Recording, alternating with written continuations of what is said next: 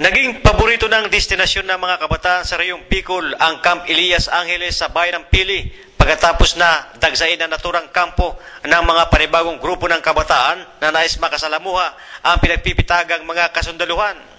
Todo to the max ang naging kasayaan ng mga bagets mula sa 26 na barangay sa bayan ng Pili sa Camarines Sur na bumisita sa naturang kampo kaugnay sa kanilang Summer Youth Camp na tinaguriang MTB o maugmang tiripon kan mga bagets na inlunsad ng lokal na pamahalaan ng nasabing bayan.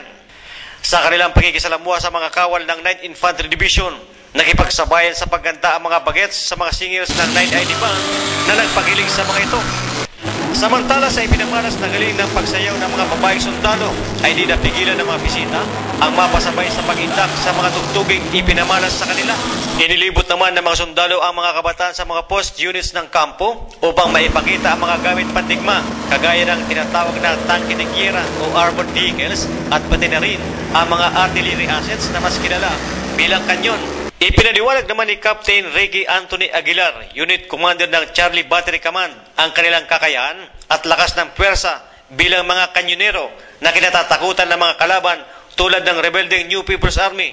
Ito rin ang matibay na pangdepensa sa 5 dayuhang magtatanggang sumakop sa bansa. Ipinasailalim sa 5 araw na training ang naturang mga kabataan, katuwang ang Philippine Army, upang magabayan ang mga ito bilang mga future leaders at mabuting mamamayan. Mabuhay! Maugmang tiripon ka mga bagets! Summer Youth Camp 2011! Yay!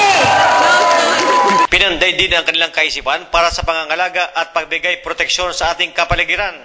Sa mensahe ni Assistant Division Commander Brigadier General Marlos Salazar, isinalarawan niya ang kabataan ngayon bilang mahalagang pwersa sa komunidad na magsusulong ng mga programang pangkaunlaran. Ipinaliwanag sa kanila na sa tamang paggabay, hindi lang sila magiging responsableng mamamayan at magaling na leader sa hinaharap, kundi makakatulong din para maiwasan ang pagsapi sa mga masasamang elemento ng pamayanan katulad ng mga mapamuksang New People's Army.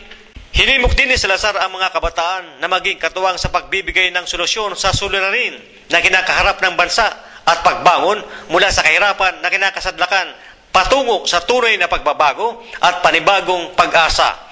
Mula sa Camp Elias Angeles sa bayan ng Pili, Camarines Sur, Ryan Alcover, nag-uulat.